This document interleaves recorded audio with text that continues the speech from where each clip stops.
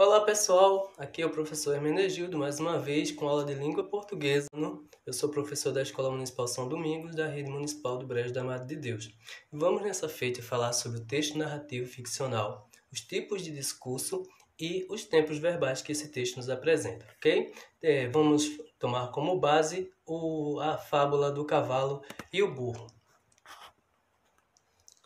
Cavalo e burro seguiam juntos para a cidade. O cavalo contente da vida, folgando com uma carga de 4 arrobas apenas, e o burro, coitado, gemendo sob o peso de 8.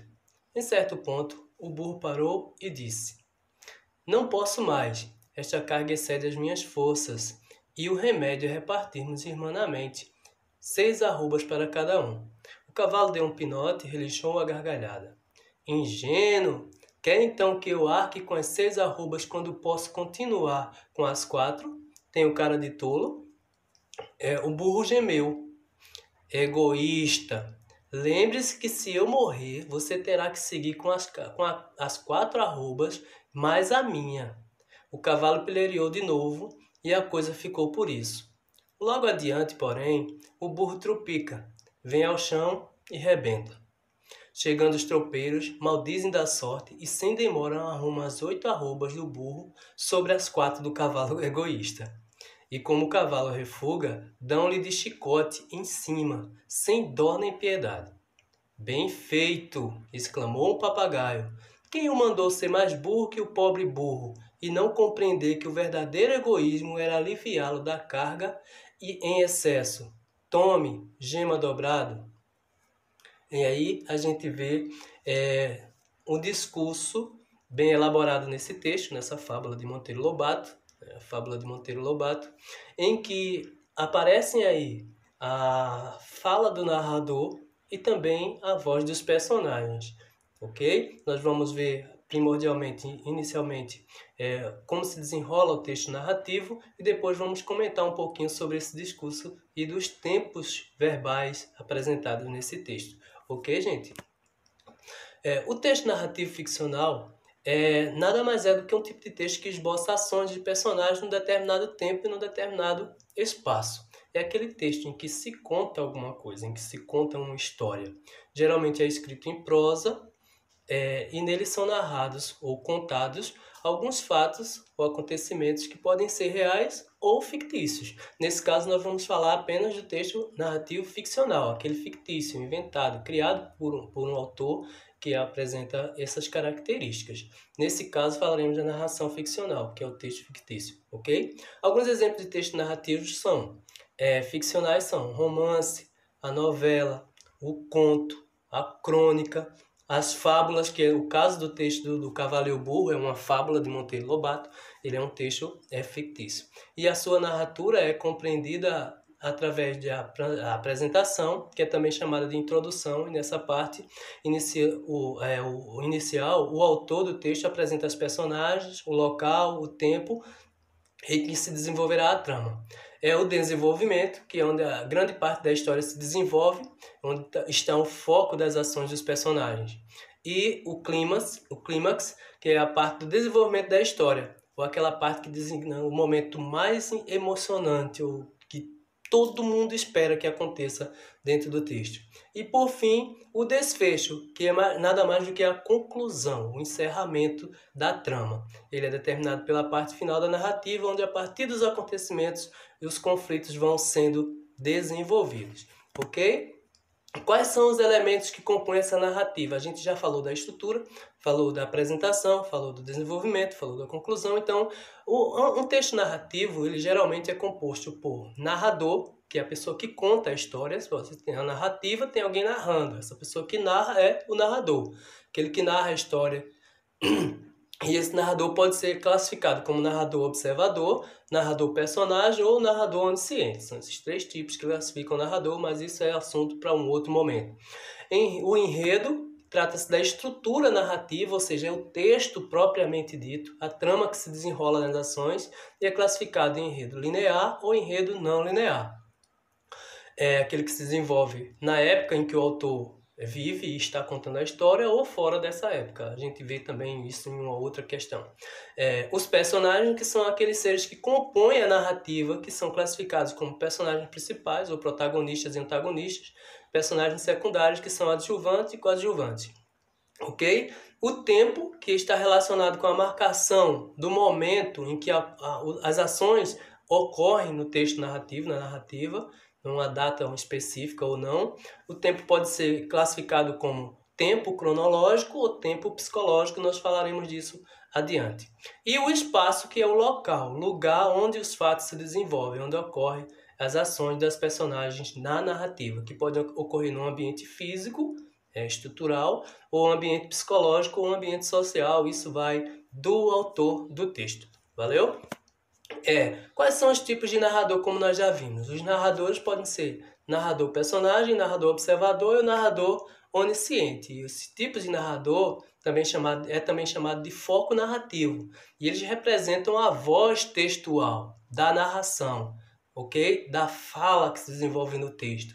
E ele é classificado como narrador personagem, que é narrado em primeira pessoa. Esse foco narrativo apresenta-se em primeira pessoa, é onde o narrador é uma personagem e participa das ações, ou seja, ele conta a história que ele mesmo está vivenciando.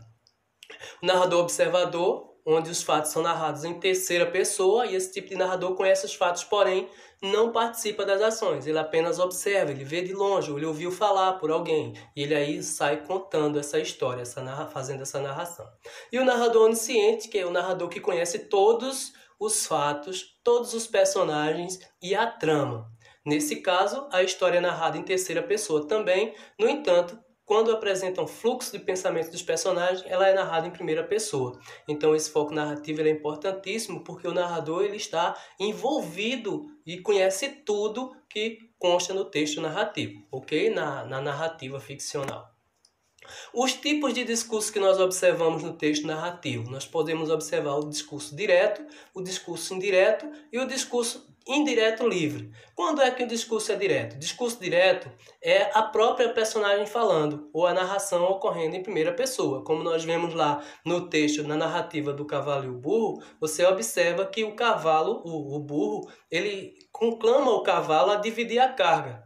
Não é? E o cavalo, ele retruca. Então eles falam, eles usam a própria voz falando dentro do texto. Então, nesse caso, caracteriza o discurso direto, quando a fala da personagem transcreve o que está ocorrendo no texto. No discurso indireto, o narrador interfere na fala da personagem. Em outras palavras, é narrado em terceira pessoa, uma vez que não aparece a fala da personagem. Então, quando começa o texto dizendo cavalo e burro viajavam para a cidade, é a fala do narrador. Nesse caso, o discurso indireto. Ok? Nós vamos ver outros exemplos adiante. O discurso indireto livre, ele ocorre quando há intervenções do narrador e das falas dos personagens ao mesmo tempo. E nesse caso, funde-se o discurso indireto com o discurso direto. A gente observa também isso no texto O Cavalo e o Burro, tá certo? Vamos dar alguns exemplos de discurso direto, discurso indireto. No discurso direto, conhecemos as personagens através das suas próprias palavras, como nós vimos lá no Cavalo e o Burro, o cavalo dizendo vamos dividir a carga, tal, e o burro dizendo vamos dividir a carga, e o cavalo dizendo não vou trocar as minhas 4 arrobas por 8 da sua, de jeito nenhum, eu vou levar 6 enquanto só posso levar 4. É a voz da personagem, então isso caracteriza o discurso direto. Veja no exemplo do texto aqui um trecho transcrito do livro Vidas Secas de Graciliano Ramos, quando o narrador ele apresenta a fala da personagem aqui. Os juazeiros aproximam-se, recuaram, sumiram-se. Aproximaram-se, recuaram, sumiram-se. O menino mais velho pôs-se a chorar, sentou-se no chão. Aí veja que tem um travessão aqui iniciando a fala da personagem, né? Introduzindo o discurso. Anda, condenado do diabo, gritou-lhe o pai. Então, essa parte grifada aqui, anda, condenado do diabo, é o que a gente chama de discurso direto, porque apresenta a fala da personagem. Ok, gente? No caso aí, a personagem é o Fabiano, personagem do livro Vidas Secas. Na seguinte passagem, o romance Vidas Secas, de Graciliano Ramos, ficamos sabendo do sofrimento e da dureza de Fabiano, que é o protagonista, através da forma como ele se dirige ao filho. Ok? Então veja aí, quando ele diz assim, anda condenado do diabo. Olha, os juazeiros aproximaram-se, recusaram sumir-se. O menino mais velho pôs-se a chorar, sentou-se no chão. Aí ele fala, anda condenado do diabo. Então é a voz da personagem caracterizando o discurso direto. No discurso indireto, o narrador conta o que o personagem disse. Conhecemos suas palavras indiretamente. A passagem mencionada acima fica assim. O pai gritou-lhe que andasse, chamando-o de condenado do diabo. Quem está dizendo isso é o narrador, transcrevendo o que Fabiano, a personagem do livro, falara, se referindo ao próprio filho, em decorrência do sofrimento em que eles atravessavam naquela situação. Ok, gente? Esse é um exemplo de discurso direto e do discurso indireto. Você veja que no mesmo texto pode ser concretizado aí, pode ser identificado os dois tipos de discurso, desde que eles sejam expressos de formas diferentes. Quando aparece a fala da personagem, discurso direto. Quando é a fala do narrador, discurso indireto. No discurso indireto livre, há ainda uma terceira forma de conhecer o que os personagens dizem. É o discurso indireto livre, nesse caso que estamos falando. O narrador passa do discurso direto para o direto sem usar nenhum verbo de sende ou travessão. Por exemplo, numa outra passagem de Vidas Secas, o narrador usa o discurso indireto livre para caracterizar a personagem de Seu Tomé. É uma outra cena. Seu Tomé, da bolandeira, falava bem. Estragava os olhos em cima de jornais e livros, mas não sabia mandar. Pedia. Esquisitice de um homem remediado ser cortês. Até o povo censurava aquela maneira, mas todos obedeciam a ele. Ah, quem disse que não obedeciam? Então veja que aí é como se o personagem, se o autor, ele estivesse lá observando as ações, as falas e transcrevendo direitinho aquilo que acontecia com o personagem. O discurso indireto, ele tem essa característica em que o discurso do narrador ele funde-se com a fala do personagem, como a gente vê nesses exemplos, ok? Vamos lembrar que o verbo dissente, citado há pouco, são aqueles verbos que introduzem o diálogo, e geralmente eles são utilizados em entrevistas, em contos de ficção, em prosas e romances e outros tipos de textos ficcionais.